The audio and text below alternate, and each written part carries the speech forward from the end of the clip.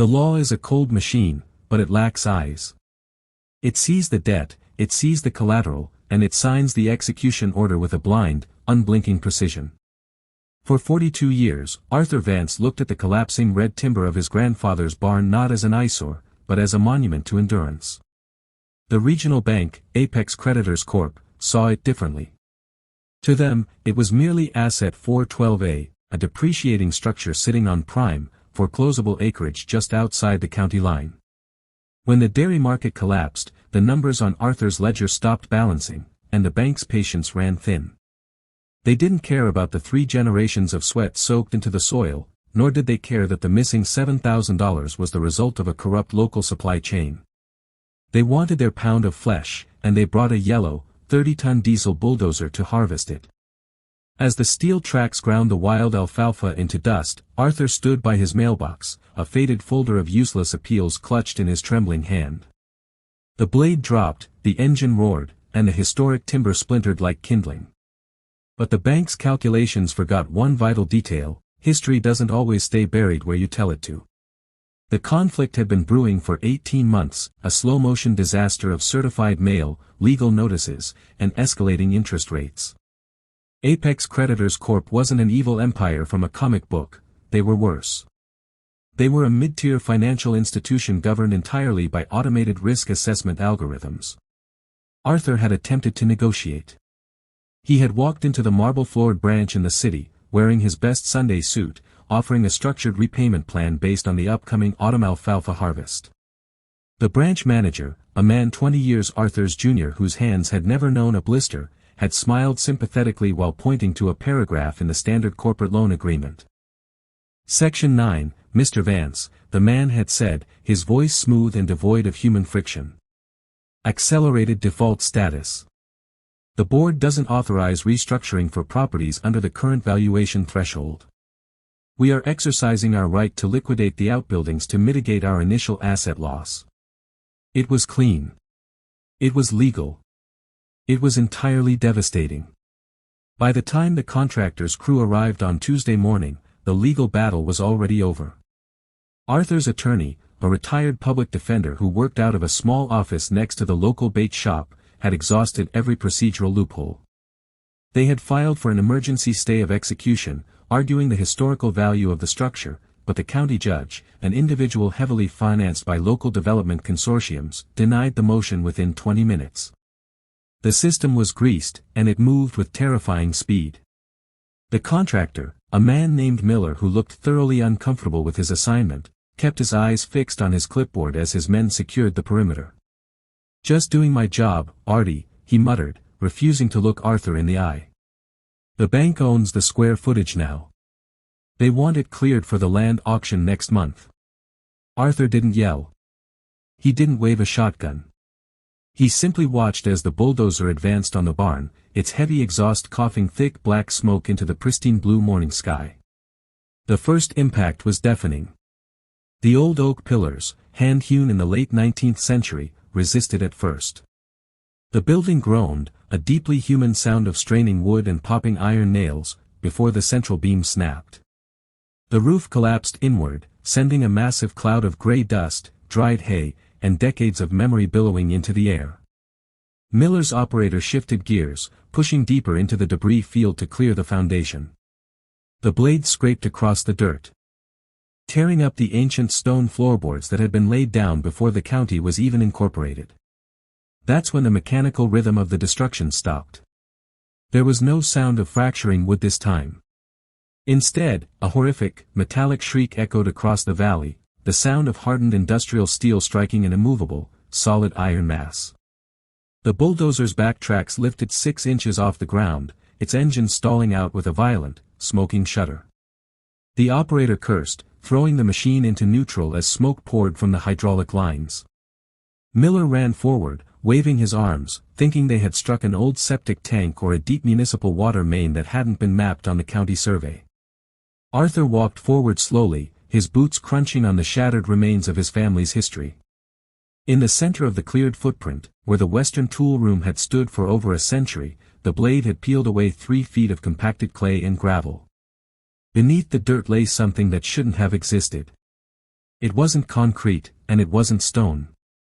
It was a massive, riveted steel plate, painted in an oxidized, faded coat of Prussian blue, bearing the deeply stamped insignia of the Atlantic and Great Western Railway, a company that had gone completely bankrupt in the Panic of 1873. The bulldozer blade had gouged a bright silver scar across what appeared to be the reinforced roof of a heavy, subterranean transit vault, sealed with a massive, industrial-grade mechanical combination lock that had remained undisturbed in the dark since the days of the steam locomotive.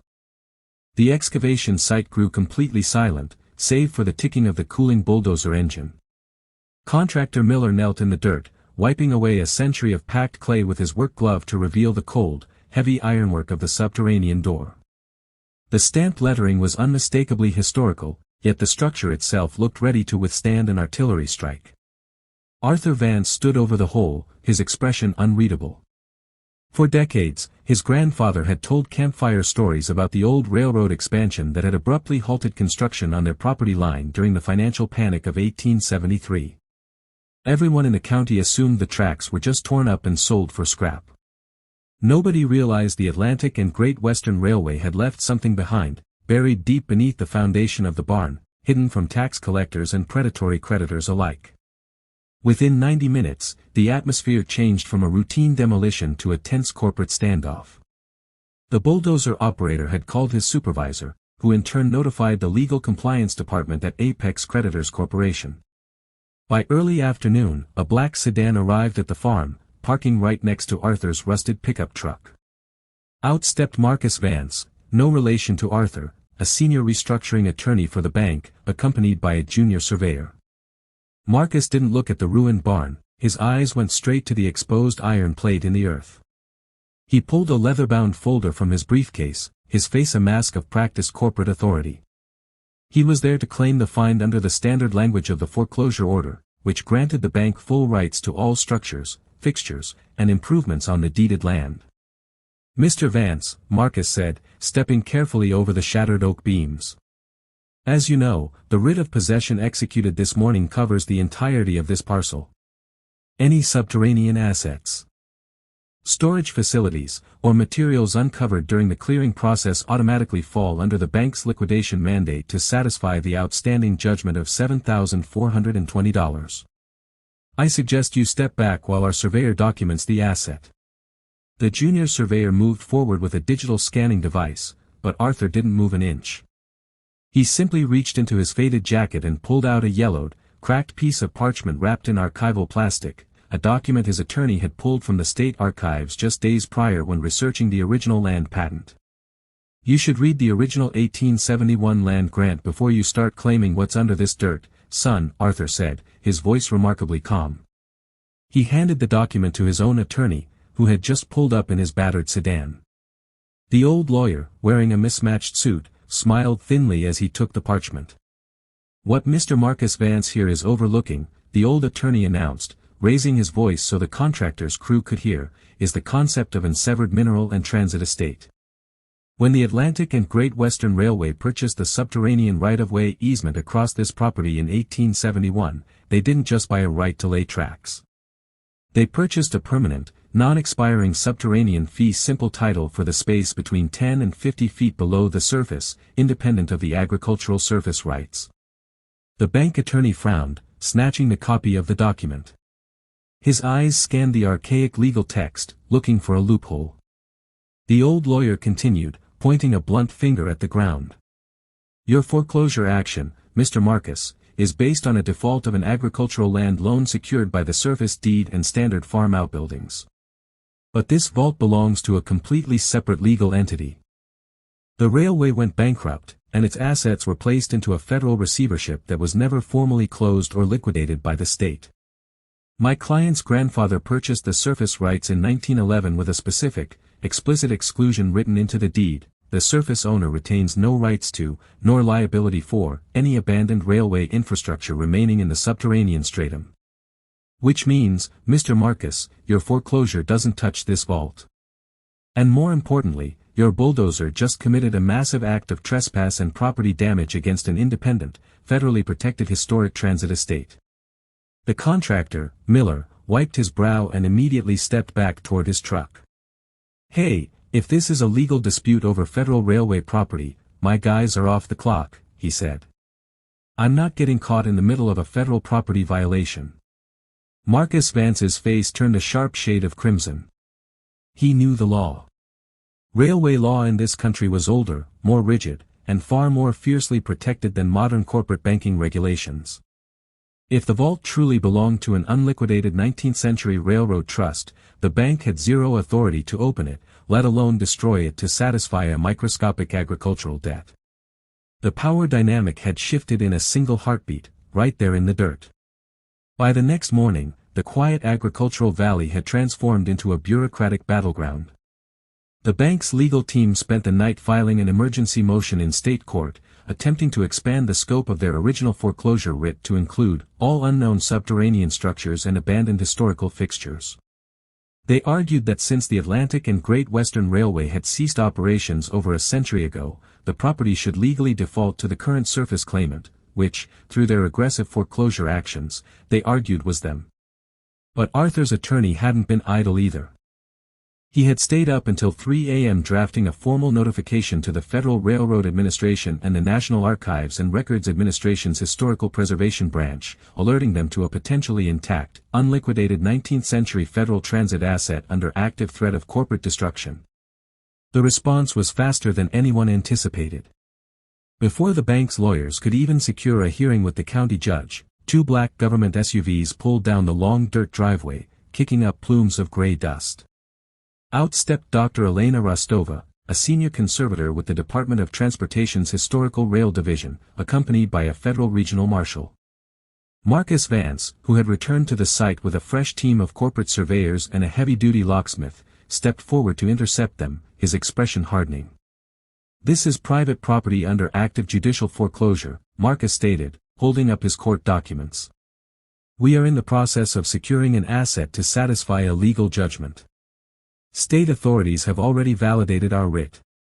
Dr. Rostova didn't even look at the paperwork Marcus held out.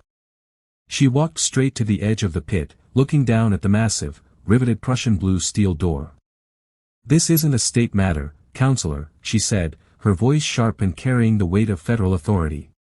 "Under the Railroad Revitalization and Regulatory Reform Act, alongside the preserved statutes of the 1872 Pacific Railway Act updates, any infrastructure constructed by a federally chartered or subsidized transit line during the Reconstruction era that was never formally abandoned through an act of Congress remains under the residual jurisdiction of the federal government. This isn't just an old box in the dirt. This is an unmapped, secure corporate transit vault belonging to a federal receivership trust." The federal marshal stepped between Marcus and the excavation pit, his hands resting casually but deliberately near his belt. "As of right now, this entire clearing is a restricted federal preservation site," the marshal announced. "All demolition work is stayed. Any unauthorized attempt to breach, damage, or alter this structure will be treated as federal property interference, carrying a mandatory minimum sentence. If your bulldozer operator so much as turns his key, I'll have him in zip ties before the engine catches." Contractor Miller, who had been sitting on the tailgate of his truck drinking coffee, immediately tossed his keys onto the dashboard and raised his hands in a gesture of total neutrality. "Hey, I'm just a subcontractor," Miller said. "My contract with Apex creditors didn't say anything about federal marshals." Marcus Vance's composure was rapidly fracturing. He pulled his phone out, frantically dialing his senior partners in the city. The bank had expected to quietly bulldoze an old barn, seize some valuable acreage, and flip it to a commercial developer for a clean $300,000 profit. Instead, they had stumbled into a legal minefield that was drawing federal scrutiny to their aggressive foreclosure practices. If the media caught wind that Apex Creditors Corp. Was using heavy machinery to illegally destroy century-old national historical assets over a meager $7,000 agricultural dispute, the public relations fallout would cost the bank millions in lost deposits and regulatory audits. Meanwhile, Arthur stood by his old wooden fence, watching the corporate lawyers panic. For the first time in 18 months, the crushing weight of the debt felt manageable. The bank thought they had isolated a helpless farmer in a small town with no resources to fight back. They had used the complexity of the modern legal system like a blunt instrument to ruin him. But they had failed to realize that the law is an ancient tree with deep roots, and some of those roots were far older, stronger, and more unyielding than the financial algorithms used by a mid-tier regional bank. The heavy steel door in the earth remained sealed, a silent monument of iron and rivets, waiting for the proper legal authority to unlock its secrets. The legal standoff dragged into Thursday morning, but the momentum had permanently shifted away from Apex Creditors Corporation. The bank's corporate office had sent an emergency team of risk management executives down to the farm, trying to find a way to quietly settle the matter before local news crews arrived. They offered to completely vacate the $7,000 debt and return the surface title to Arthur Vance in exchange for a non-disclosure agreement and full access to whatever was contained within the subterranean vault. Arthur, sitting on his porch with his attorney, flatly refused. They knew that if the bank was this desperate to sign a settlement, the value of what sat beneath the dirt far exceeded the meager balance of a defaulted farm loan. By noon, Dr. Elena Rostova had received authorization from the Federal District Court to conduct an official administrative opening of the vault. Because the Atlantic and Great Western Railway had entered federal receivership in the late 19th century without a designated corporate heir, the Department of Transportation's Historical Division held the primary right of entry. A specialized industrial locksmith firm from the capital arrived, bringing heavy-duty magnetic drilling rigs, fiber-optic endoscopes, and thermal imaging equipment. The crowd gathered around the perimeter of the ruined barn grew to include local historians, a few curious neighbors, and a phalanx of tight-lipped bank executives who could do nothing but watch their legal leverage evaporate in real time. The locksmith spent hours analyzing the massive combination lock mechanism. It wasn't a standard commercial safe lock from the era, it was a custom-engineered, multi-dial transit lock designed specifically to secure high-value cargo against train robbers and corrupt local officials during the chaotic expansion of the western frontier. The steel is extraordinarily pure, the lead technician remarked, tracing his fingers over the Prussian-blue rivets. It's cold-rolled, hardened iron plating, backed by a lead composite lining to prevent moisture penetration. Whoever buried this didn't just want to hide it, they wanted it to survive a century of agricultural compaction and environmental shift. Using a high-resolution digital endoscope drilled through a precise, non-destructive access point in the tertiary locking plate, the technicians finally aligned the internal tumblers. With a heavy, metallic clunk that vibrated through the boots of everyone standing in the pit, the ancient locking bars withdrew. The federal marshal and two technicians attached a hydraulic winch to the heavy iron handle, slowly cranking the massive door upward. A hiss of pressurized, stagnant air escaped from the dark opening, air that had been trapped beneath the earth since Ulysses S. Grant occupied the White House. The scent of ozone, decayed tallow, and old iron filled the afternoon air. Dr. Rostova lowered a powerful LED light array into the subterranean chamber, her camera feed broadcasting directly to a mobile monitor set up on the tailgate of Arthur's truck. The interior was a reinforced brick-lined vault, measuring roughly 12 feet wide by 20 feet long, completely impervious to the shifting soil above. Arranged neatly along the reinforced walls were 12 heavy, iron-strapped wooden crates, each bearing the wax seal of the United States Treasury Department, dated October 14, 1873. Beside the crates sat a heavy cast-iron lockbox containing the original manifest logs of the Atlantic and Great Western Railway's Corporate Treasury Division. As the camera zoomed in on the broken seal of the first crate, the collective breath of the crowd hitched. Inside, stacked in precise, paper-wrapped bundles that had survived the damp darkness due to the vault's airtight lead lining, were thousands of pristine, uncirculated 1870s historical gold certificates and Federal Railway bonds. These weren't just collector's items, they were bearer instruments issued by the federal government to finance the transcontinental infrastructure links before the Panic of 1873 froze the project.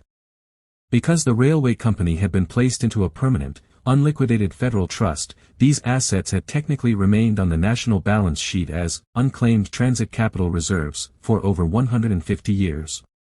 The bank executives immediately swarmed the monitor, their corporate attorneys frantically checking their digital legal databases. "Those are corporate transit assets," Marcus Vance shouted, his voice cracking with desperation. "Under the secondary clause of our foreclosure, any abandoned financial instruments discovered within the boundaries of the real estate parcel are subject to asset seizure to satisfy outstanding institutional losses."